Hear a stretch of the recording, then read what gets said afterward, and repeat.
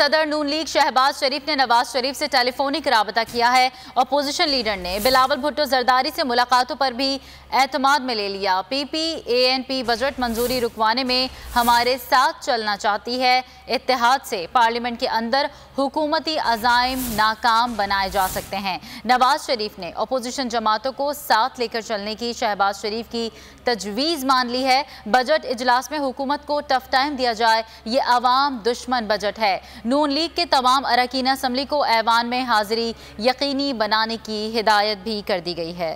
सदर नून लीग शहबाज शरीफ ने नवाज शरीफ से टेलीफोनिक राबता किया है। अपोजिशन लीडर ने बिलावल भुट्टो जरदारी से मुलाकातों पर भी एतमाद में ले लिया है। शहबाज शरीफ के मुताबिक पीपल्स पार्टी ANP बजट मंजूरी रुकवाने में हमारे साथ चलना चाहती है।